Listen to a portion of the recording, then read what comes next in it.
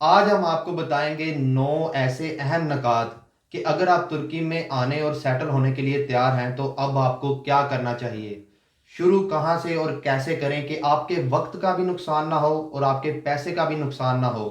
ہمارے ساتھ ہیں علی اکبر صاحب۔ السلام علیکم سر، کیا حال ہے؟ وعلیکم السلام کریم اللہ، میں ٹھیک ہوں، آپ کا کیا حال ہے؟ الحمدللہ سر، میں ٹھیک ہوں۔ سر آپ ہمیں بتائیں کہ وہ کون سے اہم 9 نکات ہیں کہ جو اس کو استعمال کرتے ہوئے ہمارے بھائی وقت کے اور پیسے کے نقصان سے بچ سکتے ہیں۔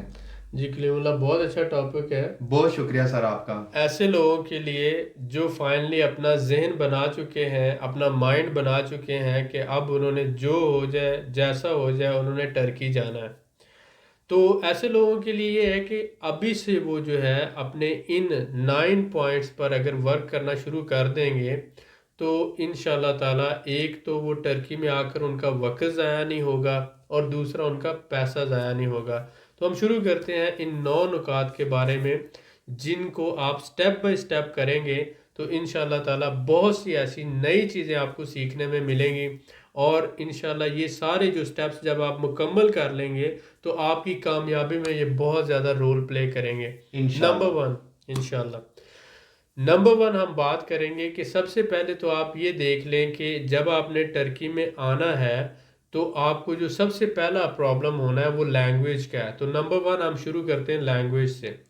تو اس لیے آپ آج ہی سے لینگویج سیکھنا شروع کر دیں۔ آپ کتابوں سے سیکھ سکتے ہیں، ہم سے بھی کتاب لے سکتے ہیں، ہم فری میں گفٹ کر رہے ہیں اپنے لوگوں کو، آپ واٹس ایپ پہ لکھ سکتے ہیں۔ تو ایک تو آپ ٹرکش لینگویج سیکھنے کے لیے یوٹیوب چینل اور کتاب پڑھنا شروع کر دیں، ڈیلی 1 گھنٹہ آج سے آپ نے صرف لینگویج کو دینا ہے، یہ آپ پلان کر لیں۔ یہ نمبر 1 تھا۔ نمبر 2 یہ ہے کہ آپ کیا کریں،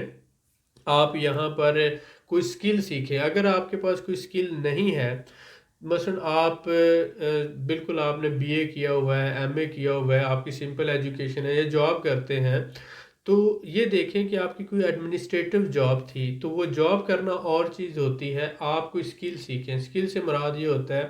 کہ آپ لیپ ٹاپ ریپیئرنگ کر لیں، آپ موبائل ریپیئرنگ کا کورس کر لیں، آپ فریج ریپیئرنگ کا، اے سی ریپیئرنگ کا، واشنگ مشین ریپیئرنگ کا، پینٹنگ کا کام، ویلڈنگ کا کام، یا پھر اسی طرح سے پلمبر ہے، الیکٹریشین ہے، کوئی ایسا کام کہ آپ کے ہاتھ میں کوئی چھوٹا موٹا ہنر ہونا چاہیے، اس کو سکل کہا جاتا ہے۔ کہ سکل کی ڈیمانڈ دنیا کے ہر ملک میں ہے۔ مثلا آپ کے گھر میں آپ کا فریج اگر کام نہیں کر رہی تو اس کو ریپیئر کرنے کی ضرورت ہوگی، آپ کے گھر میں اگر رنگ کرنے کی ضرورت ہے تو پینٹر کی ضرورت ہوگی، دروازہ کھڑکی کوئی خراب ہو گیا ہے تو کارپینٹر کی ضرورت ہوگی، ویلڈر کی ضرورت ہوگی، الیکٹریشین کا کوئی کام ہوگا۔ تو دنیا کے ہر ملک میں جو سکلفل لوگ ہوتے ہیں، ہنرمند لوگ ہوتے ہیں، ان کی ضرورت ہوتی ہے۔ اسی طرح سے ٹرکی میں، استنبول میں یا کسی بھی شہر میں آپ جاتے ہیں تو وہاں پر لوکل لوگوں کو سروس کی ضرورت ہوتی ہے، ہاسٹلز کو، ہوٹلز کو، ریسٹورنٹس کو۔ اسی طرح سے جو ہے آپ دیکھ لیں مختلف جو کمرشل پلیسز ہوتی ہیں ان کو بھی ضرورت ہوتی ہے سکلڈ لوگوں کی جو وہاں پر ان کے کام کو دیکھ سکیں۔ تو دوسرا کام تو آپ یہ کریں، سکل سیکھیں۔ تیسرا کام آپ نے کیا کرنا ہے کہ آپ نے ریسرچ شروع کر دینی ہے آج ہی سے ٹرکی کے بارے میں۔ آپ بیٹھیں اور ریسرچ کریں کہ آپ ٹرکی کے شہر کتنے ہیں، ٹرکی کے کون سے انڈسٹریل شہر ہیں، اور ٹرکی میں ہول سیل مینوفیکچرنگ کہاں پہ ہوتی ہے، ریٹیل کہاں پر ہوتی ہے، ٹرکی کن ملکوں کے ساتھ بزنس کر رہا ہے، ٹوریزم انڈسٹری کیسی ہے، اس کی ہول سیل انڈسٹری کیسی ہے، ایکسپورٹس کتنی ہے، امپورٹس کتنی ہے۔ ٹرکی کے بارے میں آپ اپنے فیلڈ کے حوالے سے زیادہ جاننے کی کوشش کریں، اور پھر یہ جاننے کی کوشش کریں کہ اس کا لیگل ریزیڈنس کیا ہے، مثلا ٹورسٹک ریزیڈنس کیا ہے، اس کے لینے کا طریقہ کار کیا ہے، اس کے لیے ڈاکومنٹس کون سے ریکوائرڈ ہیں۔ اسی طرح سے پراپرٹی ریزیڈنس کس طرح سے لیا جا سکتا ہے، کمپنی کیسے رجسٹر کروائی جا سکتی ہے، بزنس ریزیڈنس کیسے لے سکتے ہیں، جاب کیسے ڈھونڈ سکتے ہیں، کن شہروں میں جاب اویلیبل ہے، جاب ڈھونڈنے کے لیے کیا کیا کرنا پڑتا ہے، سی وی کیسے لکھا جاتا ہے۔ یہ ساری چیزیں آپ سرچ کریں اور ساتھ ساتھ روزانہ ایک ٹاپک بنا کر آپ سرچ کرتے جائیں، آپ کو ٹرکی کے بارے میں مزید سے مزید معلومات حاصل ہوتی جائیں گی۔ یہ آپ کا تیسرا کام تھا۔ چوتھا کام آپ نے کیا کرنا ہے کہ آپ نے پہلے 3 مہینوں کا بجٹ پریپیئر کرنا ہے۔ پہلے 3 مہینوں کا آپ نے جیسے ٹرکی میں جانا ہے تو پہلے 3 مہینے سمجھ لیں کہ آپ کو آپ کی رہائش کا جو ہے بجٹ ہونا چاہیے، ریزیڈنس کا، آپ کے کھانے کا بجٹ ہونا چاہیے، آپ کی ٹرانسپورٹ کا بجٹ ہونا چاہیے، آپ کی کمیونیکیشن کا بجٹ ہونا چاہیے، موبائل پہ آپ نے گھر والوں سے رابطہ کرنا ہے، انٹرنیٹ کا پیکج آپ کا ہونا چاہیے۔ تو یہ سارا آپ کا بجٹ ہے، یعنی کہ اس میں آپ کی رہائش آ جاتی ہے، آپ کا فوڈ آ جاتا ہے، آپ کی ٹرانسپورٹ آ جاتی ہے، آپ کی کمیونیکیشن آ جاتی ہے، اور اس کے بعد آ جاتا ہے آپ کا لیگل ایکسپینسز کہ آپ نے ٹورسٹک ریزیڈنس لینا ہے۔ اگر آپ ٹورسٹک ریزیڈنس اپلائی کرتے ہیں تو $250 یا $300 اس کے پوری ڈاکومنٹیشن، فائل پریپریشن اور وہ سارا کچھ جو آپ نے سبمٹ کروانا ہے اس کے لیے لے لیتا ہے اپنی فیس کے ساتھ۔ کوئی لائر سے اگر آپ کرتے ہیں یا کسی بھی ایجنٹ سے یا سروس پرووائڈر سے آپ لیتے ہیں تو $250-300 وہ آپ سے لے گا، یہ ساری آپ کو فائل پریپیئر کرنے گا، تو اس پہ آپ کو 1 سال کا ٹورسٹک ریزیڈنس مل جائے گا۔ اگر آپ رفلی ان کا ایک آئیڈیا چاہتے ہیں تو یہ تقریباً ایک بندے کے لیے اگر وہ شیئرڈ اکاموڈیشن میں رہتا ہے تو $250 سے $300 مہینے کا خرچہ ہے۔ $250 سے $300 اس کے اندر اس کا رہائش کا بھی آ جائے گا، اس میں فوڈ بھی آ جائے گا، ٹرانسپورٹ بھی آ جائے گی، انٹرنیٹ کا جو ہے وہ آ گیا، اور اس کے ساتھ ساتھ آپ کا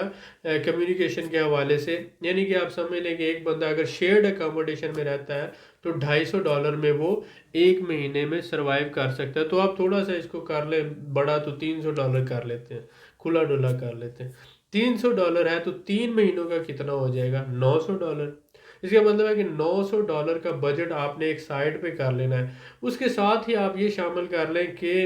ہر مہینے کا آپ نے لینگویج جو وہاں پہ جا کے سیکھنی ہے تو $50 سے $60 اس کے ڈال لیں۔ تو ہم ایسا کرتے ہیں اس کے $50 ڈال لیتے ہیں۔ اکیڈمی میں جو آپ نے ہر مہینہ جا کے 1 گھنٹہ سے 1.5 گھنٹے کی کلاس لینی ہے تو $50، تو $150 سے $200 کا یہ بجٹ ڈال لیں۔ تو 900 کے اندر $200 یہ آپ کر لیں زبان کا، جو لینگویج سیکھنے کا اکیڈمی کی فیس ہے۔ تو آپ نے روزانہ جا کے اکیڈمی میں کلاس لینی ہے، اور مہینہ جو ہے اسی طرح سے چلے گا، 2 مہینے اور 3 مہینے، 3 مہینوں کا آپ بجٹ یہ بھی ڈال لیں، تو ٹوٹل 900 اور 200 1100 ہو گیا۔ اب کیا کرنا ہے آپ نے کہ یہ آپ کا 1100 بجٹ ہو گیا، اس کو آپ نے سائڈ پہ رکھ لیں۔ یہ آپ سمجھ لیں کہ یہ تو 3 مہینے کا آپ کا سروائیول ہے۔ اس کے بعد آپ اس کمانے کی سوچیں، کچھ بھی اس دوران ریسرچ ہوتی رہے گی، سارا کچھ ہوتا رہے گا۔ اب نیکسٹ آپ نے کیا کرنا ہے کہ آپ اپنی فیملی میں، فرینڈز میں، جاننے والوں میں دیکھنا شروع کر دیں۔ آپ اپنے دوستوں سے بات کریں کہ میرا پلان ہے، میں ٹرکی جا رہا ہوں۔ آپ کے کوئی رشتہ داروں میں، دوستوں میں ٹرکی میں کوئی رہتا ہے، اس طرح اپنے رشتہ داروں سے بات کریں، دوسرے رشتہ داروں سے بات کریں، دوستوں سے بات کریں، کالج فرینڈ سے بات کریں، گروپس میں بات کریں کہ میں جانا چاہ رہا ہوں ٹرکی۔ اگر کوئی میرے دوستوں میں کوئی آپ کا دوست رہ رہا ہے، جاننے والا رہ رہا ہے، جو کوئی بزنس کر رہا ہے یا وہاں پہ ریزیڈنس لے کے رہ رہا ہے، یا کسی نے شادی کی ہوئی ہے، یا کیسے بھی وہ سیٹل ہے ٹرکی میں، مجھے جاتے ہوئے پہلے ہفتہ 10 دن جو ہے اس کی سروسز چاہیے ہوں گی، ایریا کو سمجھنے کے لیے، تھوڑا سا مجھے پک اینڈ ڈراپ دے دے گا، تھوڑا سا مجھے جو ہے وہ سروائیول کے حوالے سے کہ ٹرکی میں کیا کیا، کن کن چیزوں سے بچنا چاہیے، اور کیا کیا چیزیں جو ہے، رولز کیا ہے، کن کو فالو کرنا چاہیے، کن کو اگر آپ فالو نہیں کریں گے تو آپ کے اوپر پرابلم ہو سکتا ہے، رات کتنے بجے گھر سے باہر نکلنا چاہیے، کتنے بجے نہیں نکلنا چاہیے، کن ایریاز میں رات کو ٹریول کرنا چاہیے، کن میں نہیں جانا چاہیے، اور اس کے ساتھ ساتھ آپ کو کیسے لوگوں کے ساتھ ملنا چاہیے، کیسے سے نہیں ملنا چاہیے، اور بہت سی جو کلچر سے متعلق یا روایات سے متعلق انفارمیشن ہوتی ہے وہ آپ کے ساتھ آپ کے دوست، رشتہ دار، جاننے والے، وہ جب کانٹیکٹس دیں گے تو آپ ان کے ساتھ واٹس ایپ پہ رابطہ کر کے آپ ان سے یہ انفارمیشن لیں، اور یہ آپ کا ایک سورس بھی ہوگا، تو یہ آپ اپنا اس کا ریسرچ کا حصہ بنائیں۔ یہ ہمارا تھا چھٹا پوائنٹ۔ ساتواں پوائنٹ کیا ہے کہ آپ کسی قابل اعتماد بندے سے، ایکسپرٹ جو کمپیٹنٹ بندہ ہے، اس سے ایڈوائس لیں کہ میں ٹرکی جانا چاہتا ہوں اور جا کے وہاں پر میں بزنس کرنا چاہتا ہوں، یا جاب ڈھونڈنا چاہتا ہوں، یا میں پراپرٹی لینا چاہتا ہوں، میرا یہ پلان ہے، تو مجھے بتائیں کہ مجھے کیا کرنا چاہیے۔ تو اگر جو بھی کمپیٹنٹ بندہ ہے وہ ہو سکتا ہے کہ اس نے زندگی میں مختلف ممالک کا ٹریول کیا ہو، ٹرکی بھی گیا ہو اور بہت سی جگہوں پہ گیا ہو، یا وہ آلریڈی جو ہے سروسز پرووائڈ کر رہا ہے، یا اس طرح کا بندہ ہے جو ریلائیبل ہے، تو وہ آپ کو بیٹر ایڈوائز کرے گا کہ دیکھیں آپ یہ سٹیپس جو ہے ان کو فالو کریں۔ جب بھی آپ کسی ملک میں جاتے ہیں تو آپ کو پہلا جو ہفتہ 2 ہفتے ہوتے ہیں وہ انتہائی ڈیفیکلٹ ہوتے ہیں، کیونکہ آپ کو بہت سے ایریاز کا پتہ نہیں ہوتا، آپ کو لینگویج کا بیریئر ہوتا ہے، آپ جانتے نہیں کہ مجھے کیا کرنا ہے، کیسے کرنا ہے، بہت سی باتیں۔ تو 2 ہفتوں کے بعد آپ کے سامنے صورتحال کھلنا شروع ہو جاتی ہے۔ آپ پیدل جو ہے روزانہ روزانہ آپ پیدل نکلیں اور روزانہ 2 کلومیٹر 4 کلومیٹر پیدل ایریا گھومیں اور دیکھیں سائڈوں پہ کون سے بزنس ہو رہے ہیں، کون سی دکانیں ہیں، لوگ مطلب میٹ کی دکان ہے، یہاں پر چکن کی دکان ہے، یہاں موبائل ریپیئرنگ ہو رہی ہے، یہاں گروسری سٹور ہے، یہاں باربر سلون ہے، یہاں پر بیوٹی سیلون ہے، یہاں پر روٹی کی دکان ہے، نان شاپ ہے، یہاں پر تندور بنا ہوا ہے، یہاں پر اسی طرح سے ریسٹورنٹ بنا ہوا ہے، یہ ہاسٹل ہے۔ آپ اس طرح سے جب گھومتے ہیں ایریا میں، اسی طرح آپ دیکھتے ہیں یہاں پہ اکیڈمی ہے، یہاں ٹریننگ سینٹر ہے، یہاں پہ کالج ہے، یہاں پر انگلش لینگویج سینٹر ہے، تو آپ کو بہت سی چیزوں کی سمجھ آتی ہے کہ اچھا یہ بزنس بھی ہو رہا ہے، اچھا یہ کام بھی ہو سکتا ہے، اچھا یہ چھوٹی سی جگہ پہ لگا کے یہاں پر جو ہے وہ چھلیاں بیچ رہا ہے، یہ یہاں پہ اور کوئی چیز ایسی سیل کر رہا ہے، اسی طرح سے آپ دیکھ رہے ہیں یہ یہاں پہ چکن سیل کر رہا ہے، یہ ادھر برگر سیل کر رہا ہے، یہاں پہ شوارما سیل کر رہا ہے، یہاں پہ ڈونر سیل کر رہا ہے، پیزا سیل کر رہا ہے، ڈلیوری کا کام ہو رہا ہے، یا موبائل ریپیئرنگ کر رہا ہے، لیپ ٹاپ ریپیئرنگ کر رہا ہے۔ آپ کو بہت سی چیزوں کا آئیڈیا مل جاتا ہے جب آپ روزانہ 2 4 کلومیٹر اپنی رہائش سے نکل کر پیدل چلتے ہیں مختلف بازاروں میں، مختلف گلیوں میں، محلوں میں، تو آپ کو ایک تو رہن سہن کا طریقہ کار، دوسرا بزنس کا طریقہ کار، اور تیسرا کمرشل ایکٹیویٹی کیا ہے، کون سے ایریا میں اور کیسی ہے، کرایہ یہاں پہ کتنا ہوگا، یہاں پہ لوگوں کی سیلریز کتنی ہے، بہت سی انفارمیشن آپ کو کلیکٹ ہو جاتی ہے۔ یہ آپ کو کرنا پڑتی ہے، اور وہ بندے سے آپ ایڈوائز کریں، وہ بھی ہیلپ کرے گا۔ اس کے ساتھ ساتھ آپ یہ ساری چیزیں کرنے کے بعد آپ کا ایک پلان بنتا ہے، تو آپ ایک بیک اپ پلان بناتے ہیں۔ بیک اپ پلان کیا ہے کہ آپ نے پلان بنایا کہ میں ٹرکی میں جا کے پراپرٹی خریدوں گا، یا ٹرکی میں جا کے بزنس رجسٹر کروں گا، میں بزنس ریزیڈنس اپلائی کروں گا، میں وہاں پہ کوئی کام شروع کروں گا، ہول سیل کروں گا، امپورٹ ایکسپورٹ کروں گا، ریٹیل کروں گا، اپنا کوئی سیٹ اپ بناؤں گا، ایک پلان ہے آپ کا۔ لیکن بیک اپ پلان یہ ہے کہ اگر میرے ساتھ کوئی مس ہیپ ہو جاتا ہے، اگر میرے ساتھ کوئی حادثہ ہو جاتا ہے، اگر میں کامیاب نہیں ہو پاتا، اگر میرا کوئی لاس ہو جاتا ہے، تو مجھے کب اور کس لیول پہ ایگزٹ کرنا ہوگا، اور کہاں سے اپنا کام کو چھوڑ کر مجھے ترکی کو خیر باد کہنا ہوگا، کیونکہ ہر جگہ ہر بندے کے لیے نہیں ہوتی، ہر ملک ہر انسان کے لیے نہیں ہوتا۔ بعض لوگ ایڈجسٹ کر پاتے ہیں، بعض لوگ نہیں کر پاتے، بعض لوگوں کے لیے موسم مشکل ہو جاتا ہے، بعض لوگوں کے لیے لوگوں کے رویے مشکل ہو جاتے ہیں، لینگویج کا پرابلم ہو جاتا ہے،